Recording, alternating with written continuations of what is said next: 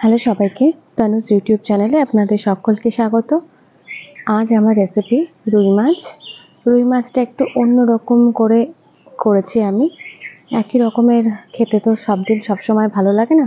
আর আমরা বাঙালিরা সবসময় চেষ্টা করি এইভাবে আলু দিয়ে ঝোল বা ওইভাবে একটু অন্য রকম করে করেছি, যেটা আমার বাড়িতে হয় প্রায়শই। তো চলুন দেখিয়ে দিই।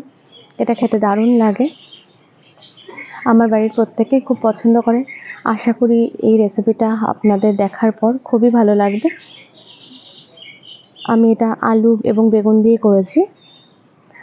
বেগুনটা আর আলুটা দেখুন, একটু বড় বড় সাইজের আলু এবং একটু গোটা গোটা করে জাস্ট একটা ফালি করে কাটা বেগুন, এইভাবে করেছি।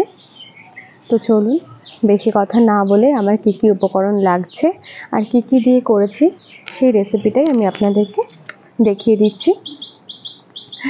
রুই মাছের আর মাছের ঝোল না একটু ঝাল ঝাল পছন্দ, এই ঝাল ঝাল মাছের ঝোলের রেসিপিটি চলো দেখিয়ে দিই। তো ফার্স্টে দেখুন, আমি এখানে 7 টুকরো মতো রুই মাছ নিয়েছি।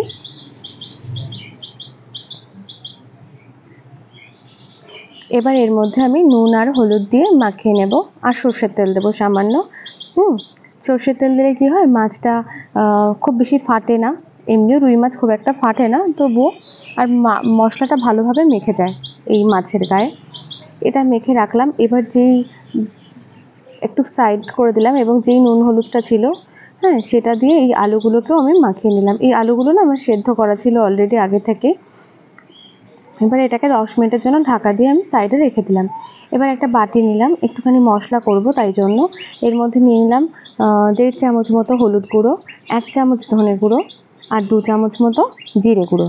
আর দেবো আমি ঝালটা আপনাদের ইচ্ছা মতো, আমি দিলাম 2 চামচ মতো লাল লঙ্কার গুঁড়ো, আমি কাঁচা লঙ্কাও চিড়ে দেবো।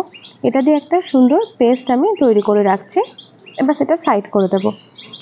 এবার আমি দেখুন বেশ অনেকটা কাঁচা লঙ্কা নিয়ে নিয়েছি, 2টো মতো টমেটো নিয়ে নিয়েছি, আর নেব একটু বড় সাইজের, মানে একদম মাঝারি সাইজের যে বেগুনগুলো আছে, যাতে একটা চিড়ে দেওয়া যায় এক ফালি করে, সেইভাবে আমি নিয়ে নিচ্ছি। আর নিয়েছি কিছু রসুন, আর নেব 1 টুকরো মতো আদা আর পেঁয়াজ।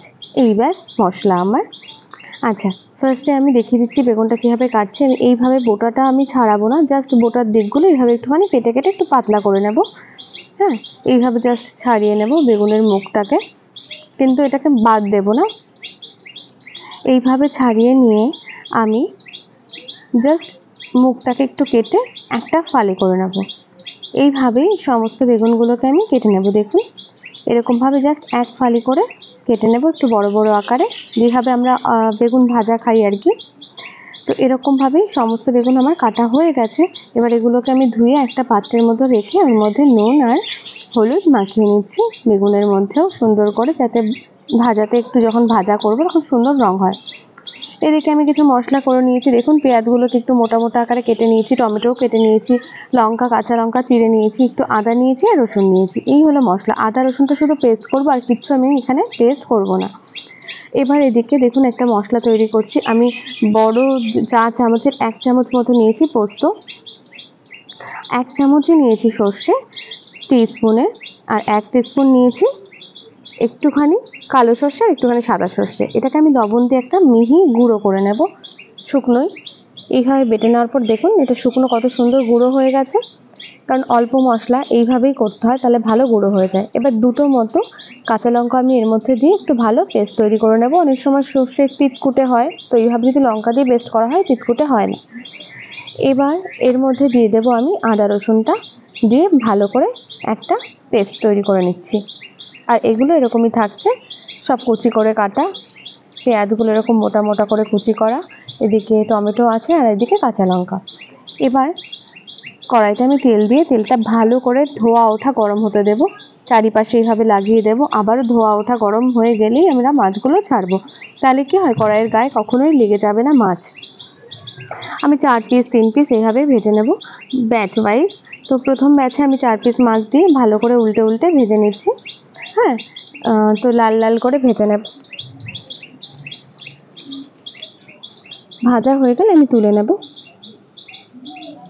এবার পরবর্তী ব্যাচে যে আর 3 পিস মাছ আছে সেই মাছগুলোকেও আমি দিয়ে দেব, দিয়ে এগুলোকেও লাল লাল করে উল্টে পাল্টে আমি সুন্দর করে ভেজে নেব।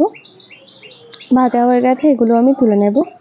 কড়াইতে আর তেল দেওয়ার দরকার নেই, এই তেলেই সমস্ত রান্না আমি করে নেব। এই তেলের মধ্যে ফার্স্টে আমি আলুগুলো ছেড়ে দেবো, যে আলুগুলো আমার সেদ্ধ করা ছিল নুন হলুদ মাখানো। এগুলো লাল লাল করে ভাজা হয়ে গেলে আলুগুলোকে তুলে নিচ্ছি। আলু ভেজে তুলে নেওয়ার পর বেগুনগুলোকেও এই তেলে দিয়ে সুন্দর করে একটু ভেজে নেব। খুব বেশি গলিয়ে ফেললে হবে না, কারণ ঝোলে দিলে নালে একদম গলে যাবে। ভালো করে শুধু একটু লাল লাল করে আঁচ বাড়িয়ে ভেজে নিয়ে তুলে রাখলেই হবে। এইবার বেগুন সেদ্ধ হতে বেশি টাইম লাগে না। হ্যাঁ, এইবার এই তেলের মধ্যে আমি দিয়ে দিলাম ফোড়নে কিছুটা কালো জিরে।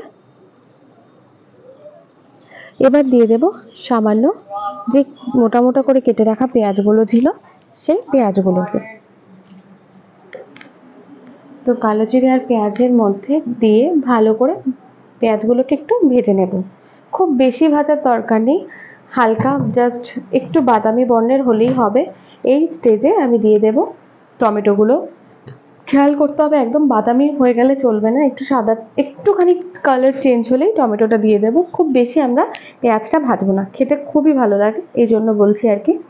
এবার টমেটোর কাঁচা গন্ধটা একটু দূর হতে হতে আমরা দিয়ে দিলাম ওই আদা রসুন যে পেস্টটা আমি একটু বেশি করে জল দিয়ে করে রেখেছিলাম, সেই জলটা দিয়ে আদা রসুন পেস্টটা আমি দিয়ে দিলাম।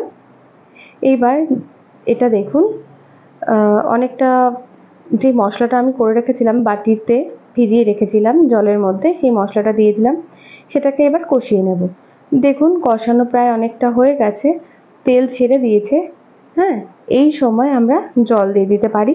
তো আমি জল দিয়ে দিলাম, আপনারা রুম টেম্পারেচারে রাখা জলও দিতে পারেন, বা আপনাদের যদি মনে হয় গরম জল দেওয়ার তো গরম জলও দিতে পারেন, কোনো অসুবিধা নেই।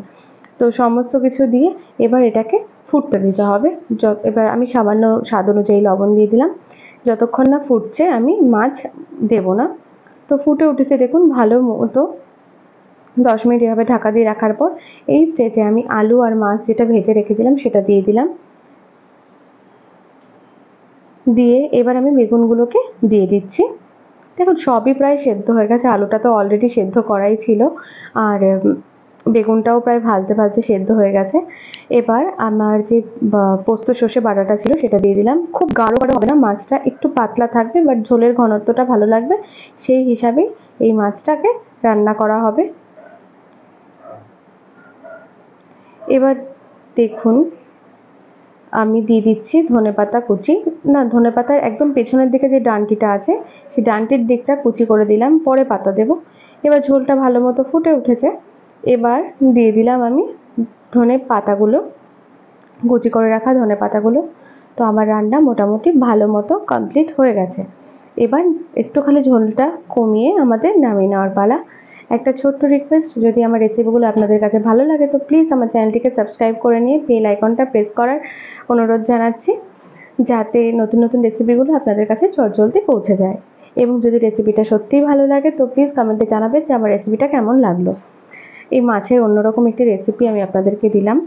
আচ্ছা, মাছটা হয়ে গেছে আমার কমপ্লিট, আমি এইটুকু ঝোলই রাখবো। দেখুন খুব বেশি গাঢ় হয়নি, যেমন সর্ষে পোস্তর একটু গাঢ় গাঢ় ব্যাপারটা হয়নি, কারণ আমি একদমই সামান্য দিয়েছি জাস্ট ঝোলটা একটু টেস্টি হওয়ার জন্য। এবার মাছটাকে আমরা নামিয়ে নিচ্ছি, সার্ভ করে নিচ্ছি। দেখুন ঝোলটা কত সুন্দর হয়েছে, না খুব বেশি গাঢ় হয়েছে না খুবই পাতলা হয়েছে, একদম মানে সুন্দর একটা কনসিস্টেন্সিতে হয়েছে। এবার এইভাবেই গরম গরম মাছের ঝোল দিয়ে ভাত খেয়ে নেবেন, ভীষণ ভালো লাগে এই মাছের ঝোলটা, আমার বাড়িতে সবার খুব পছন্দ। হ্যাঁ, তো আজকের মতো এখানেই, পরবর্তী কোনো